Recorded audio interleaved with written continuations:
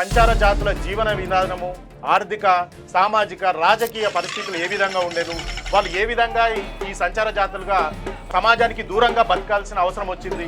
ఒకప్పుడు కుల గురువులుగా ఉన్న బిడ్డలు ఎందుకు ఈ సంచార జీవితాన్ని గడుపుతూ వాళ్ళ కులాలనే తిట్లుగా భావించినటువంటి సమాజం నుండి వాళ్ళు ఎదుర్కొన్న సమస్యలు, బాధలు. పోరాటంలో కులాలుగా పాల్గొంటారు. కులాలు దైవమత ప్రచారం చేస్తున్నప్పుడు శైవ మతాన్నే ప్రచారం చేసేవాళ్ళు. దీన్ని గిట్టని కొన్ని కులాలు ఏం చేసినాయంటే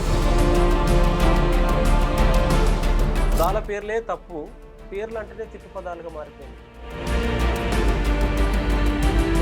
ఓపెన్గా వీడు పిచ్చకుంట్లోడు అని తిడతారు, ఈరముస్టోళ్ళు అని తిడతారు. ఒకసారి ఎన్టీ రామారావు ముఖ్యమంత్రి ఉన్నప్పుడే ముష్టిల ముష్టి మీరు వీరముష్టి తీసుకుంటారా అని అన్నాడు. డబ్ల్యూఎస్ రిజర్వేషన్లు అని ఒకటి ఈ మధ్య జరుగుతూ ఉంది. భారతదేశంలో సంచార జాతుల కంటే ఎక్కువ ఆర్థిక వెనుకబాటుతనం ఇంకే కులాలకు ఉన్నది. హాయ్, హలో, నమస్తే, వెల్కమ్ టు క్యూ న్యూస్. నేను మీ వెంకటేష్. ఈరోజు మన స్టూడియోలో సంచార జాతుల ఫౌండర్ అయినటువంటి ఒంటెద్దు నరేందర్ గారు మన స్టూడియోకి రావడం జరిగింది. వారి నుండి మనము ఈ సంచార జాతుల జీవన విధానము, ఆర్థిక, సామాజిక, రాజకీయ పరిస్థితులు ఏ విధంగా ఉండేను, వాళ్ళు ఏ విధంగా ఈ సంచార జాతులుగా సమాజానికి దూరంగా బతకాల్సిన అవసరం వచ్చింది.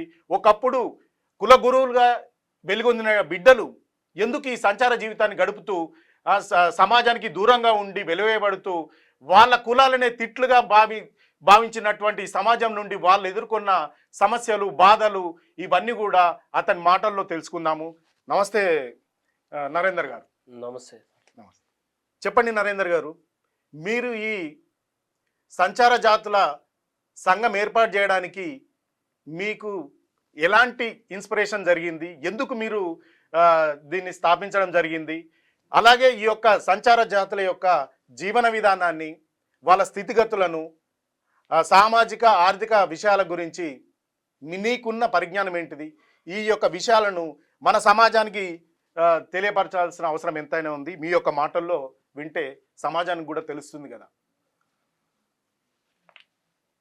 2008లో అప్పుడున్నటువంటి కాంగ్రెస్ ప్రభుత్వం 2004లో ఒక కమిషన్ వేసింది. బాలకృష్ణ రెన్కే అధ్యక్షతన దేశవ్యాప్తంగా ఉన్నటువంటి సంచార, అర్ధ సంచార, విముక్త జాతుల ప్రజలు జీవన విధానం ఏ విధంగా ఉందో తెలుసుకోవడానికి ఒక జాతీయ కమిషన్ ఏర్పాటు చేయడం జరిగింది. ఆ కమిషన్ 2004 నుండి 2008 వరకు దేశవ్యాప్తంగా తిరిగి ఈ జాతుల యొక్క స్థితిగతులను పూర్తిగా ఆర్థిక, సామాజిక కోణాలన్నిటి మీద 2008లో ఒక రిపోర్ట్ ఇవ్వడం జరిగింది అప్పుడు ప్రభుత్వానికి. ఆ రిపోర్ట్ ఇచ్చినప్పుడు ఆ రిపోర్టుకు సంబంధించి పేపర్లో ఒక న్యూస్ చూసినప్పుడు సంచార, అర్ధ సంచార జాతులకు ఇప్పుడున్న 50% రిజర్వేషన్లను 60%కి పెంచి ఆ పెంచిన 10%ని సంచార, అర్ధ సంచార, విముక్త జాతులకు ఇవ్వాలని ప్రభుత్వానికి సిఫారసు చేయడం జరిగింది అని ఒక పేపర్లో న్యూస్ చూసినప్పుడు, అయితే మా జాతుల గురించి ఒక కమిషన్ ఏర్పడింది అనే ఒక అవగాహన నాకు ఏర్పడింది. తర్వాత ఆ కమిషన్ చైర్మన్ అయినటువంటి బాలకృష్ణ రెన్కే గారు ఈ జాతికి చెందిన వాడే బుడుబుక్కల కమ్యూనిటీకి చెందిన మహారాష్ట్ర అతన్ని కలిసినాం. 2008 పూణే వాళ్ళ సోలాపూర్కి వెళ్ళి వాళ్ళ ఇంటి దగ్గర కలిసినప్పుడు వారు ఇచ్చినటువంటి రికమెండేషన్స్ అన్నీ ఇచ్చినప్పుడు వాస్తవాలు పూర్తిగా ప్రభుత్వానికి వారు సమర్పించడం జరిగింది. దాన్ని చూసిన తర్వాత దాని మీద ఒక ఉద్యమాన్ని తీసుకోవాలి. ఇప్పటికీ ఏ కులాలుగానే ఉన్నాయి. కనీసం సంచార జాతులలో ఉన్న కులాలకు చాలా మందికి కుల సంఘాలు కూడా లేవు. వాళ్ళు ఏ విధంగా జీవిస్తున్నారో ఒక ప్రభుత్వం ఉందనేది కూడా తెలియదు వాళ్ళకి. వాళ్ళ సమస్యలను, వాళ్ళ కుటుంబ నేపథ్యాలు వాళ్ళ వరకే, వాళ్ళ కులం వరకే చూసుకునేది అప్పటికి నడుస్తుంది. అప్పుడు మేము అప్పుడు ఉమ్మడి ఆంధ్రప్రదేశ్ రాష్ట్రంలో ఆంధ్రప్రదేశ్ సంచార జాతుల సంఘం అని ఒకటి ఏర్పాటు చేసి అన్ని కులాలకు, సంచార జాతులలో ఉండే అన్ని కులాలకు కుల సంఘాలు ఏర్పాటు చేసి ఉమ్మడిగా ఒక ఉద్యమ కార్యాచరణ తీసుకోవడం జరిగింది. తీసుకోవడానికి మేము రాష్ట్ర వ్యాప్తంగా కూడా పర్యటన చేసినప్పుడు ఒక్కొక్క కులాంది చాలా దుర్భరమైన పరిస్థితులు, ఇండ్లు లేవు, వారి జీవనం గుడిసెలు వేసుకుంటే అదే గుడిసెల వాళ్ళు బతుకుతుర్రు, వాళ్ళు పెంచి పోషించుకునే పందులు బతుకుతున్నాయి. మనుషుల జీవితాలు అంత దుర్భరంగా చూసి చాలా బాధ అనిపించింది. అప్పటి నుండి 2008 నుంచి ఇప్పటి వరకు సంచార జాతుల ఉద్యమం కొనసాగుతుంది. ప్రభుత్వాలల్లో కొంత కదలిక తీసుకురాగలిగినాం. అప్పటికి కొన్ని సంచార జాతులు కనీసం ఎస్సీ ఎస్టీ బీసీ ఏ జాబితాలో లేరు, జనరల్ కేటగిరీలు. ఎందుకంటే వాళ్ళు ఊరు బయటనే ఉండి ఊరు బయటకు వెళ్ళే వాళ్ళు వేషాలు వేసుకొని తిరిగి అదే సరిపోతుంది తప్ప ఒక బీసీ ఉంటుంది, ఎస్సీ ఉంటుంది, మాకు ఒక సర్టిఫికెట్ కావాలి చదువుకోవడానికి అనే అవగాహన కూడా లేని కులాలు ఇందులో ఉండడం అప్పటికి చాలా బాధ అనిపించింది. అప్పటి నుండి ఇప్పటి వరకు కూడా ఈ ఉద్యమం కొనసాగుతూనే ఉంది ఇప్పటికి. చాలా థ్యాంక్స్. మీరు ఇవన్నీ చూశారు, ప్రత్యక్షంగా చూశారు కాబట్టి దాని ఇన్స్పిరేషన్స్ తోని మీరు ఈ యొక్క సంఘాన్ని ముందుకు తీసుకెళ్ళడానికి ఫౌండర్గా ఉన్నారు. అవును. ఓకే. అలాగే ఇంకోటి, మీరు మీ జాతులు కుల గురువులుగా వెలుగొందిన కుల గురువుగా వెలుగొందిన మీరు ఎందుకు ఈ సంచార జాతులుగా ఈ దుర్భర జీవితాన్ని గడుపుతున్నారు? వాస్తవంగా ఈ కులాలన్నీ కూడా ఒకప్పుడు కులాలకు కులగురువులుగా ఉండేటివి. కులగురువులు ఏ విధంగా అంటే రెడ్లకు వంశరాజులు కులగురువులు, వాళ్ళ గోత్రాలు చెప్పడం, వాళ్ళ పండుగలు పబ్బాలు అయినప్పుడు వాళ్ళకి ఈత చాపలు దానికి సంబంధించిన సామాగ్రి అందివ్వడం, వాళ్ళ గోత్రాలు ఏంటివో వాళ్ళకి తెలియదు ఫస్ట్లో, ఇవన్నీ చెప్తూ వాళ్ళ కుల చరిత్రలు చెప్పడం వాళ్ళకు, ఇవన్నీ చేసేవాళ్ళు. అదేవిధంగా మున్నూరు కాపులకు సంబంధించి కాపులకు సంబంధించిన గోత్రాల అనే కమ్యూనిటీ ఉంటుంది. ఆ గోత్రాల కమ్యూనిటీ వాళ్ళు ఆ కులానికి సంబంధించిన కుల చరిత్రలు చెప్తారు. అదేవిధంగా కోమట్లకు సంబంధించిన కుల చరిత్రలు చెప్పే ఈరముస్టోళ్ళు, వీరభద్రియులు అనేటోళ్ళు ఉంటారు. ముదిరాజులకు సంబంధించిన కాకిపడగల వాళ్ళు అనే ఉంటారు. యాదవులకు సంబంధించి తెరచీరల వాళ్ళు, మందెచ్చుల వాళ్ళు, ఈ విధంగా కొన్ని కులాలు ఉంటాయి. ఇట్లా ఒక్కొక్క కులానికి ఒక్కొక్క కులం కులగురువులుగా ఉండి ఆ కులం యొక్క పూర్వ చరిత్ర ఏంది. ఇప్పుడు కోమట్ల ఎగ్జాంపుల్గా తీసుకున్నప్పుడు వాళ్ళు కన్యకా పరమేశ్వరికి సంబంధించిన సంతానం అయితే ఆమె శివునికి సంబంధించిన సంతానం. ఒకవేళ రెడ్లకు సంబంధించిన చరిత్రను తీసుకుంటే వంశరాజులు చెప్పే చరిత్ర, రెడ్లు ఆదిమల్లారెడ్డి కుమారులు, ఆదిమల్లారెడ్డి అనేవాడు మల్లికార్జున స్వామి సంతానం, మల్లికార్జున స్వామి శివుని సంతానం. ఈ విధంగా దైవ మతాన్ని ఎన్ని మతాలు ఇక్కడికి వచ్చినా, క్రైస్తవం రాని, ముస్లిం మతం రాని, బౌద్ధం రాని, ఎన్ని మతాలు వచ్చినా హిందూ ధర్మాన్ని కాపాడడానికి ఒక్కొక్క కులానికి ఒక్కొక్క కులం కులగురువులుగా ఉండి వాళ్ళకి హిందూ ధర్మాన్ని ప్రచారం చేసుకుంటూ వచ్చారు. కానీ రాను రాను కాలంలో ఏమైందంటే ఈ గ్లోబలైజేషన్, సాంస్కృతిక విప్లవం ఎప్పుడైతే వచ్చిందో, టీవీలు, సినిమాలు ఇవన్నీ వచ్చిన తర్వాత ఈ కళలకు ఆదరణ కరువైంది. అప్పటి వరకు కులగురువులుగా ఉన్న ఆ కులాలకు ఆ కులమే పోషణ చేసేది.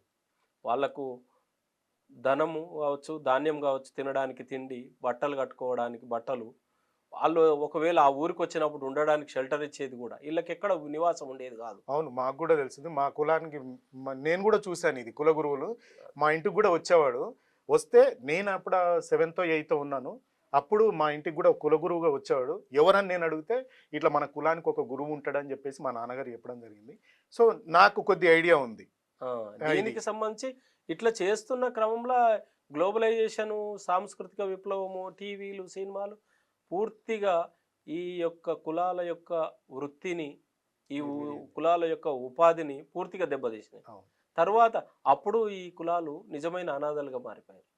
ఇటు ప్రభుత్వం పట్టించుకోలే, ఉన్న వృత్తి పోయింది, ఆ కులాల నుంచి పోషణ కరువైంది. ఈ కులాలు అప్పుడు నిజమైన భిక్షగాళ్ళుగా మారిపోయారు. అప్పటి వరకు భిక్షగాళ్ళు కాదు, గురువులు.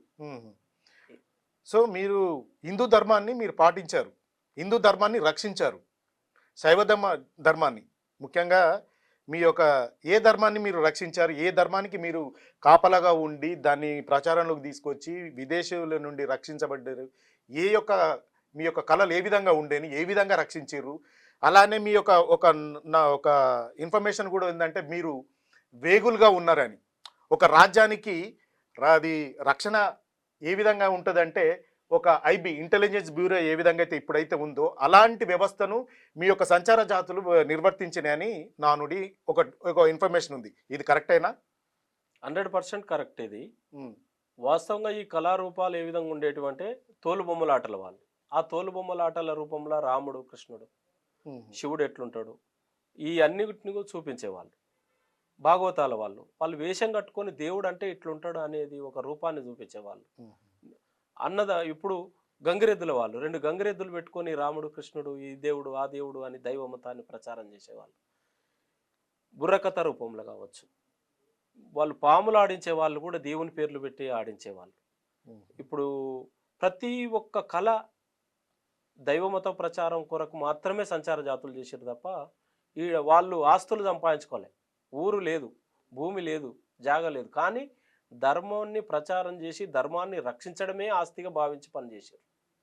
ఈ ఇట్లా మొత్తం ధర్మ ప్రచారం కొరకు మాత్రమే జరుగుతున్న క్రమంలో బ్రిటిష్ వాళ్ళు వచ్చిన తర్వాత ఆయా రాజ్యాలలో చేస్తున్నప్పుడు ఆ రాజ్యానికి సంబంధించిన సమాచారాన్ని కొంత వీళ్ళు ఎక్కడ ఏం జరుగుతుందనే సమాచారాన్ని చేరవేసేవాళ్ళు. రాజ్యానికి చేరవేయడమే కాదు, ఈ ఊర్లో వచ్చినప్పుడు ఒక కులానికి సంబంధించే వీళ్ళు కులగురువులుగా ఉన్నప్పుడు ఈ ఊర్లో ఆ కులానికి సంబంధించిన విషయం చెప్పినప్పుడు వీళ్ళ బంధువులు పక్కూర్లు ఉంటారు, అవతల ఊర్లు ఉంటారు. అడిగిపోయిన తర్వాత మా బంధువులు ఎట్లూరు అని పలకరించినప్పుడు వీళ్ళ సమాచారం వాళ్ళకు, వాళ్ళ సమాచారం వీళ్ళకి చేరవేయడంలో కూడా వీళ్ళు ముఖ్య పాత్ర. అనుసంధానంగా ప్రజల మధ్య అనుసంధానంగా అనుబంధాలను పెంచే విధంగా ఈ కులాలు పనిచేసేవి. గ్రేట్. సో చాలా ఒక మంచి వ్యవస్థను మీరు నిర్మించారు. దాన్ని కొనసాగింపుగా తరతరాలకు గుర్తుండే విధంగా. ఇప్పుడు నాకేమో తెలియదు, మా మా గోత్రాలు ఏంటి, మా తాత ముత్తాతలు ఏం చేసేవారు ఏందనేది కూడా మాకు తెలియదు. సో మీ యొక్క కులగురువులుగా ఉండి ఆ యొక్క ధర్మాన్ని మాకు చెప్పడం అంటే మా యొక్క తరాల గురించి, మా కులగోత్రాల గురించి మా ముందు తరాలకు చెప్పడం, ఇది చాలా అది ఈ రోజుల్లో అంటే మనం రికార్డ్ చేసుకుంటాము. ఆ రోజుల్లో మీరే రికార్డ్స్, మీరే సాధనము అయి ఉండి మాకు మా యొక్క ధర్మాన్ని మీరు గుర్తించారు, మా ఆచారాలను కూడాను. అలాగే మీరు ఇంత వ్యవస్థను సమాజంలో ఇలాంటి వ్యవస్థను మీరు ముందుకు తీసుకెళ్లడంలో ముఖ్య పాత్ర పోషించారు. అలాగే మీ యొక్క జీవన విధానం ఏ విధంగా ఉండేది, మీ యొక్క ఆహారపు అలవాట్లు ఏ విధంగా ఉండేది, మీ ఆదాయ వనరులు ఏ విధంగా ఉండేది, సమాజంలో మీకు ఎలాంటి గుర్తింపు ఉండేది, అప్పుడు ఏ విధంగా ఉండేది, ఇప్పుడున్న సమాజంలో ఏ విధంగా గుర్తింపు ఉంది మీకు, మీ మాటల్లో. వాస్తవంగా అప్పుడు ఎట్లుండేదంటే ఊరు లేదు, ఏది లేదు కాబట్టి వీళ్ళ జీవితం ఒక్క మాటలో చెప్పాలంటే రాత్రిపూట రాజులాట, తెల్లారితే దేవులాట. రాత్రిపూట రాజేషం వేసి ఎంతో ఆట ఆడి ఎంతో చేసి తెల్లారి లేవంగానే పొట్టతిప్పలకు మళ్ళీ వాళ్ళ దగ్గరికే వెళ్ళి మాకు ఇవ్వండి అని అడిగి అట్లా బతకడం. వీళ్ళంతా ఈ సంచార జాతులలో ఉండే అన్ని కులాలు కూడా ఊరు బయట గుడిసెలు వేసుకొని ఆ ఊర్లకు ఇవాళ వంశరాజులు వచ్చిర్రు, రేపు పొద్దుగాల కుమ్మట్లకు సంబంధించిన వీరభద్రీయులు వస్తారు, ఆ తర్వాత బుడుబుక్కలు వస్తారు ఆడికే, పూసలు వస్తారు ఆడికే, అందరు కలిసి ఆ ఊరు బయట ఒక దగ్గర నీళ్లు దొరికే ప్రాంతంలో ఆడ గుడిసెలు వేసుకొని వీళ్ళంతా కలిసిమెలిసి ఉండేవాళ్ళు. ఈ ఉండి ఆ ఊరిడిచి ఇంకో ఊరికి పోయేవాళ్ళు. ఎక్కడో ఒక దగ్గర కంపల్సరీ ఈ కులాలు ఊరు బయట ఉంటాయి, ఊరు బయట కలుసుకోవడం, ఆ ప్రేమలు అనుబంధాలు ఒకే రకంగా అన్ని కులాలకు సంబంధించి ఉండేటివి. ఇదే అన్ని ఊర్లలో ఉండే అన్ని తిరిగిన వాళ్ళందరిది కూడా జీవన విధానం ఇంతే ఉండేది. ఆస్తి అనేది ఏం లేదు, ఊరు లేదు, ఇల్లు లేదు, బట్టలు కూడా వాళ్ళు ఇచ్చినవి కట్టుకునేవాళ్ళు. అప్పుడు ఉన్నది అంతే పరిస్థితి ఉండే.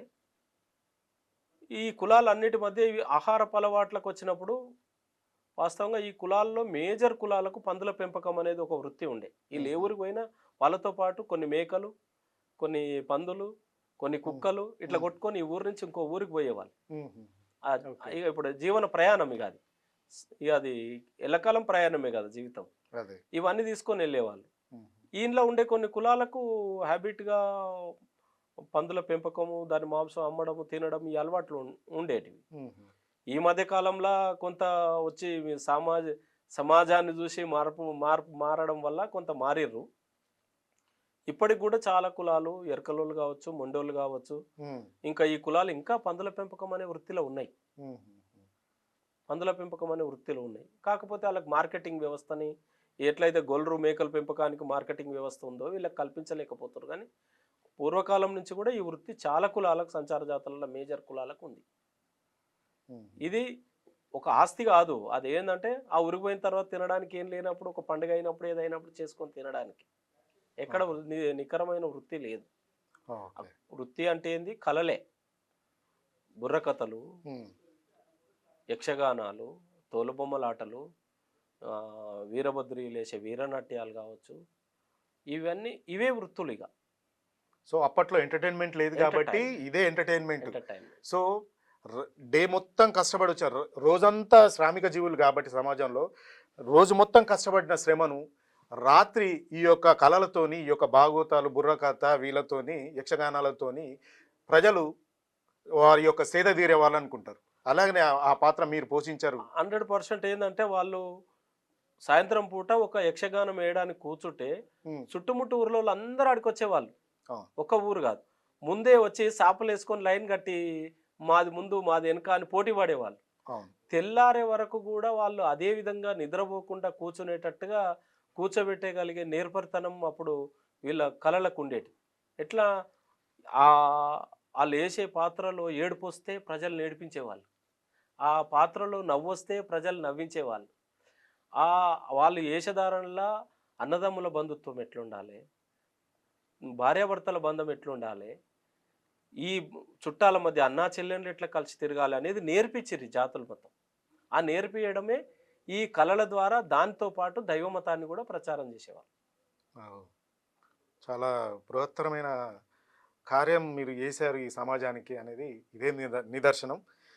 అలాగే మీకు స్వతంత్రం వచ్చినప్పటి నుండి బ్రిటిషర్స్ కూడా నేను ఒక ఈ మధ్య నేను గూగుల్ చేసినప్పుడు కూడా మీ సంచార జాతులు, అర్ధ సంచార జాతులు వీటి గురించి నేను గూగుల్లో నేను చూసిన తర్వాత ఒక యాక్ట్ తీసుకొచ్చింది British government, the criminal tribes act అని 1871. సో ఎందుకు తీసుకురావాల్సి వచ్చింది, దానివల్ల మీకు ఉపయోగం ఏ విధంగా ఉంది, నష్టాలు ఏ విధంగా ఉన్నాయి, ఇప్పటికీ ఆ యొక్క యాక్ట్కి సంబంధించిన అవశేషాలు, దానికి సంబంధించిన ఏమైనా మీ ప్రభావం మీ మీద ఇప్పటికీ ఉందా? తప్పకుండా ఉంది. ఇది ఏందంటే 1871లో అప్పుడు బ్రిటిష్ ప్రభుత్వము క్రిమినల్ ట్రైబ్ యాక్ట్ తీసుకురావడానికి కారణం ఒకటేందంటే, వీళ్ళు అప్పుడు రాజులుగా సామంత రాజులకు గుడాచారులుగా వ్యవహరిస్తున్నారు అనేది ఒకటి. అదే కాకుండా వీళ్ళు హిందూ ధర్మాన్ని ప్రచారం చేస్తున్నారు. వాళ్ళ క్రైస్తవ మత ధర్మాన్ని ప్రచారానికి వీళ్ళు అడ్డంకిగా మారారు అనేది ఒకటి. స్వతంత్ర పోరాటంలో కులాలుగా పాల్గొంటారు. మిగతా కులాల నుండి వచ్చిన వాళ్ళేమో వ్యక్తులు పాల్గొంటుర్రు. వీళ్ళ నుండి పోయిన వాళ్ళు కులమే ఈ స్వతంత్ర పోరాటంలో వాళ్ళతో జరిగే ఫైట్లో పాల్గొంటుర్రు. ఇట్లా కులాలుగానే పాల్గొంటుర్రు. ఇట్లయితే ప్రమాదం మనకని బ్రిటిష్ వాళ్ళు ఒక సాక్ ఏంటంటే వీళ్ళు చట్ట వ్యతిరేకమైన కార్యకలాపాలు చేస్తుర్రు, కులాలుగా చేస్తుర్రు వీళ్ళు అని ఈ సంచార అర్ధ సంచార జాతులని క్రిమినల్ ట్రైబ్ యాక్ట్ అని ఒక యాక్ట్ తీసుకొచ్చి ఆ యాక్ట్ కింద పెట్టారు. పెట్టినప్పుడు మొత్తం సెటిల్మెంట్ జోన్లు ఏర్పాటు చేసి ఈ ప్రజలందరినీ తీసుకుపోయి ఆ సెటిల్మెంట్ జోన్లలో పెట్టారు. స్టూవర్ట్పురము, ఈ లింగాల తెలంగాణలో ఈ దొంగ లింగాలు అంటారు మహబూబ్ నగర్లో, అదొకటి. ఇట్లా ఒక 14-15 సెటిల్మెంట్ జోన్లు ఆంధ్రప్రదేశ్లో ఉంటాయి, తెలంగాణలో అదొకటి ఉండేది.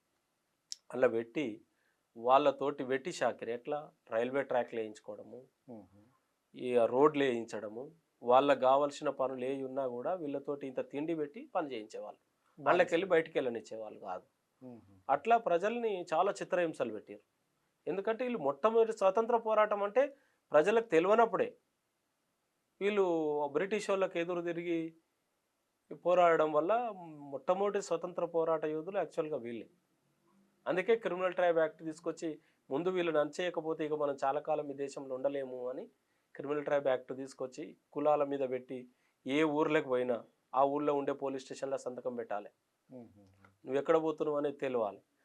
కొంతమంది సెటిల్మెంట్ జోన్లలో పెట్టింది, కొంతమందినేమో రోజువారీ హాజరు పద్ధతి పెట్టి ఆ ఊళ్ళో పోలీస్ పటేల్ ఉంటే పోలీస్ పటేల్ దగ్గర సంతకం పెట్టాలి పోయి, ఆ ఊరికెళ్ళి మళ్ళీ పోయేటప్పుడు మళ్ళీ పోయి చెప్పి సంతకం పెట్టి చెప్పి రావాలి. అంటే పోయేటప్పుడు వచ్చేటప్పుడు ఆ ఊళ్ళో ఎంతసేపు ఉన్నావు, ఆ ఊర్లో ఉన్నప్పుడు ఆ ఊళ్ళో ఏదన్నా దొంగతనం జరిగినా ఏ క్రైమ్ జరిగినా కూడా వీళ్ళని తీసుకుపోయి జైల్లో పెట్టేవాళ్ళు. ఇది క్రిమినల్ ట్రైబ్ యాక్ట్. చాలా దారుణంగా ఇప్పుడు ఆ చేయకపోయినా వాళ్ళకి సంబంధం లేదు. ఇక ఆ ఊళ్ళో క్రైమ్ జరిగిందంటే దానికి ఈ కులాలకు సంబంధించిన వాళ్ళు ఎవరు ఉండరో వాళ్ళని తీసుకుపోయి అలా పెట్టేవాళ్ళు. అయితే ఈ యాక్ట్ని ఎత్తేసినప్పుడు 1952లో సేమ్ ఇదే రకమైంది ఒక అనుమానితుల చట్టం అనేది ఒక చట్టం చేశారు. అఫెండర్ యాక్ట్ అది ఉంది ఒకటి. యాక్ట్ ఇండియన్ పీనల్ కోడ్లో కూడా ఒక యాక్ట్ పెట్టి ఒక అనుమానితులుగా వీళ్ళని ఏమన్నా జరిగినప్పుడు వీళ్ళని తీసుకొచ్చేటట్టుగా ఒక యాక్ట్ పెట్టి ఇప్పటికి కూడా దాన్ని కొనసాగిస్తారు. ఇప్పటికీ దాని ప్రభావం ఇప్పటికీ ప్రజలలో ఉంది. చిన్న చిన్న దొంగతనాలు జరిగినప్పుడు ఆ గుడిసెలకి వెళ్ళి తీసుకొచ్చి పోలీసు వాళ్ళు ఏదో వాళ్ళ కేసుని క్లోజ్ చేసుకోవడానికి వీళ్ళ మీద కేసులు బనాయించి చేసేటి ఇప్పటికీ నడుస్తున్నాయి. మరి దారుణం. సో మీ బ్రిటిష్ ఇప్పుడు మీరు బ్రిటిషర్స్కి మీ యొక్క పాత్ర చాలా క్షుణ్ణంగా క్లుప్తంగా చెప్పారు. మీ యొక్క పాత్ర ఏంది, స్వాతంత్ర సమర ఆ, పోరాటంలో మీరు చేసిన పాత్ర ఏందనేది మీ విషయంలో తెలుస్తుంది. సో అలాగే మనకు స్వతంత్రం వచ్చిన తర్వాత ఈ యొక్క జాతుల గురించి రాజ్యాంగపరమైన హక్కులు కానీ ఏవైనా మీకు పొందుపరిచిర్రా ప్రత్యేకంగా? పొందుపరిస్తే ఎలాంటివి ఉన్నాయి, పొందుపరచకపోతే ఎందుకు పొందుపరచలేదు, దానికి గల రీజన్స్ ఏమన్నా ఉంటే మన ప్రేక్షకులకు తెలుస్తుంది. యాక్చువల్గా ఏంటంటే ఈ స్వతంత్రం 1947లో వచ్చినప్పటికీ అప్పటికి క్రిమినల్ ట్రైబ్ యాక్ట్ అమల్లో ఉంది. రాజ్యాంగం రాసి 1950లో దాన్ని సబ్మిట్ చేసేటప్పటికి ఈ ప్రజల గురించి ఎక్కడ కూడా క్రిమినల్ ట్రైబ్ యాక్ట్ను తొలగిస్తున్నాం అనే పదమే లేదు. మరి రాజ్యాంగ రచనల ఏం పొరపాటు జరిగింది? నిజంగా ఈ ప్రజల గురించి అవగాహన ఉన్న వాళ్ళు ఎవరు లేకపోవడం వల్లనే, లేదా బ్రిటిష్ వాళ్ళు చేసింది మంచిదే అని అనుకున్నారా? ఓకే, బ్రిటిష్ వాళ్ళు చేసిన వీళ్ళు నిజంగానే దొంగలని భావించిర్రా రాజ్యాంగాన్ని రాసిన వాళ్ళు? లేకపోతే అసలు ఈ ప్రజలు బతుకురని అనుకోలేదా? ఇది ఇంత నష్టం జరిగింది. ఓకే, అంటే మీరు ఆ స్వతంత్రం వచ్చే నాటికి మీ యొక్క జనాభా ఎంత ఉండేది సుమారుగా? క్రిమినల్ ట్రైబ్ యాక్ట్ 1931లో క్రిమినల్ ట్రైబ్ యాక్ట్ కింద ఉన్నోళ్ళు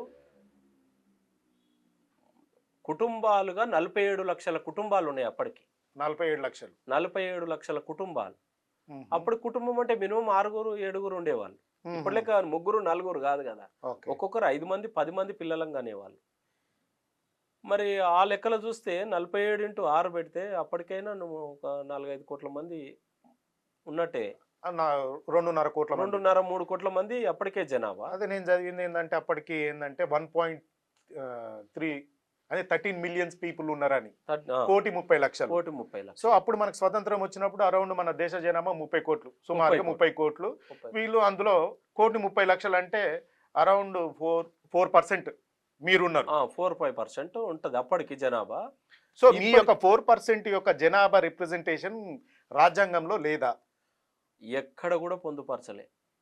ఇప్పుడు అందులో ఎస్సీలు ఎస్టీలు గురించి రాశారు. అంటే రాజ్యాంగ రచనల ఎస్సీ ఎస్టీల పాత్ర ఉండడం వల్ల ఎస్సీ ఎస్టీలను రాశారు, కానీ ఇందులో ఎక్కడ కూడా దీనికి సంబంధించిన పాత్ర ఎక్కడ కూడా రాయలే. చాలా నష్టం జరిగింది.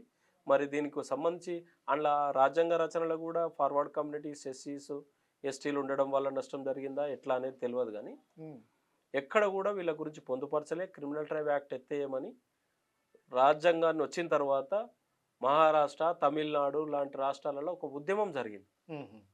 ఉద్యమం జరగడం వల్ల అప్పుడు క్రిమినల్ ట్రైబ్ ఎంక్వైరీ కమిటీ అని ఒక కమిటీని వేసారు. కమిటీని వేసినప్పుడు కమిటీ ఏం చెప్పిందంటే ఇది కమిటీ వల్ల సాధ్యం కాదు, దీనికి ఒక కమిషన్ వేయాలి అని చెప్పారు. చెప్పినప్పుడు అప్పుడు అనంతశయనం అయ్యంగార్ అని మహారాష్ట్రకు సంబంధించిన పార్లమెంట్ సభ్యులు, ఆయనతోటి ఒక కమిషన్ వేసారు. ఆ కమిషన్ ఏం చెప్పిందంటే వీళ్ళు నిజంగా మొట్టమొదటి స్వాతంత్ర సమరయోధులు, మన దేశ పౌరులని స్వాతంత్ర సమరయోధులని మనం క్రిమినల్స్ అనడం ఇది సరైంది కాదు. ఎమ్మటే వీళ్ళని విముక్త జాతులుగా గుర్తించాలి. గుర్తించి ఏం చేయాలంటే ఏదైతే దేశ బడ్జెట్ ఉందో ఈ బడ్జెట్లో 50% ఈ జాతుల కొరకు ఖర్చు పెట్టాలి. 50% ఒక 10 సంవత్సరాలు ఈ జాతుల కొరకు ఖర్చు పెడితే వీళ్ళు మిగతా సభ్య సమాజంతో సమానంగా వస్తారు. అప్పటి వరకు వీళ్ళు మిగతా సమాజంతో సమానంగా రావడానికి వీలు కాదు. ఎందుకంటే ఇలా ఊరు లేదు, ఇల్లు లేదు, వృత్తి లేదు, కళనే వృత్తి. కాబట్టి వీళ్ళ కొరకు సగం బడ్జెట్ ఖర్చు పెట్టాలని ఆయన కమిషన్ రికమెండ్ చేశారు. కమిషన్ రికమెండ్ చేశారు. ఓకే, రికమెండ్ చేస్తే అందులో ఒకటే అమలు చేశారు, 2 అమలు చేశారు. ఒకటి ఏంటంటే వీళ్ళని డీనోటిఫైడ్ చేసి 1952 ఆగస్టు 31 నాడు నిజంగా ఈ జాతులకు అది స్వతంత్ర దినోత్సవం. 1947 కాదు, 1952 ఆగస్టు 31 నిజమైన స్వాతంత్ర దినోత్సవం. అప్పటి వరకు కూడా దొంగలుగానే భారతదేశం కూడా చూసింది, 47 నుంచి 52 వరకు. అప్పుడు దీన్ని చేస్తూ ఏం చేశారంటే వీళ్ళకు nomadic tribes, denotified tribes, semi nomadic tribes పేరు మీద స్కాలర్షిప్స్ ఇచ్చారు, సర్టిఫికెట్లు ఇచ్చి స్కాలర్షిప్లు ఇచ్చారు ట్రైబల్ వెల్ఫేర్ డిపార్ట్మెంట్ ద్వారా. స్కాలర్షిప్ చదువుకోవడానికి స్కాలర్షిప్స్ మాత్రమే ఇచ్చారు. ఆ తర్వాత స్కాలర్షిప్ వల్ల చదువుకున్న వాళ్ళు కొంతమంది చదువుకున్నారు. ఎగ్జాంపుల్ ప్రొఫెసర్ తిరుమలి అతను 7th క్లాస్ ఉన్నప్పుడు అక్కడ ఉండే ఆర్డీఓ గారు వచ్చి మీ స్కూల్లో ఎవరైనా ఈ కులాలకు సంబంధించిన చదువుకుంటూ ఉంటే ఇప్పటి నుండి వీళ్ళకి స్కాలర్షిప్ ఇవ్వండి అని చెప్పిండట. చెప్తే అప్పటి నుండి ఆయనకు ప్రతి సంవత్సరం 90 రూపాయల స్కాలర్షిప్ ఇచ్చేవాళ్ళట. 1960లా 60నే అప్పుడు 90 రూపాయల స్కాలర్షిప్ సంవత్సరానికి కూడా చాలా పెద్దది. అట్లా స్కాలర్షిప్ ఇచ్చుకుంటా వాళ్ళని చదివించుకుంటూ వచ్చారు కొంతమంది. అది 1968కి వచ్చేసరికి ఈ ట్రైబల్స్ అంతా కూడా ఎట్లా మరి వీళ్ళు రాజ్యాంగబద్ధంగా లేని కులాలకు మా స్కాలర్షిప్స్ వాళ్ళకి ఎట్లా ఇస్తారు అనే ఫైట్ జరిగింది. కేంద్ర ప్రభుత్వం మీద ఒత్తిడి చేసిరు వాళ్ళు. ఎవరు? ట్రైబల్స్. నిజంగా ఎస్టీ కేటగిరీలో ఉన్నారు. ట్రైబల్ వెల్ఫేర్ నుంచి మాకు స్కాలర్షిప్ వస్తుంది కాబట్టి మాకు రావాల్సిన ఫండ్ వాళ్ళకి ఎట్లా ఇస్తారని వీళ్ళు కేంద్ర ప్రభుత్వం మీద ఒత్తిడి తెచ్చినప్పుడు, లేదు వీళ్ళు రాజ్యాంగంలో లేరు కాబట్టి వీళ్ళని ఏ జాబితాలు చేరుస్తారో చేర్చండి అని ఆయా రాష్ట్రాలకు కేంద్ర ప్రభుత్వం ఆదేశాలు ఇచ్చింది. ఇచ్చినప్పుడు అప్పుడే జరిగింది. బీపీ మండల్ కమిషన్ వేసిర్రు. రాష్ట్రాల వారీగా బీసీలను ఎవరినో గుర్తించి మీరు రాష్ట్రాల వారీగా రిజర్వేషన్లు ఇవ్వమని చెప్పారు. అది కేంద్ర ప్రభుత్వం మొత్తం తీసుకోక అప్పుడు ఈ సంచార జాతులను బీసీ ఏ జాబితాలో చేర్చారు. బీసీలో ఒక గ్రూప్ పెట్టి ఆ ఒక గ్రూప్ చేరిస్తే అండ్ల కూడా కొన్ని కుట్రలు చేసి కొన్ని సేవా కులాలు వృత్తి కులాలు బీసీ ఏ గ్రూప్లో చొరబడి ఇప్పటికి కూడా ఆ రిజర్వేషన్లు అందింది లేదు. ఇప్పుడు కూడా ఆ ఫలాలు మీ యొక్క జాతులకు అందుతలేవు. 7% రిజర్వేషన్ ఇస్తే అందులో 1% అందుతుంది అంతే.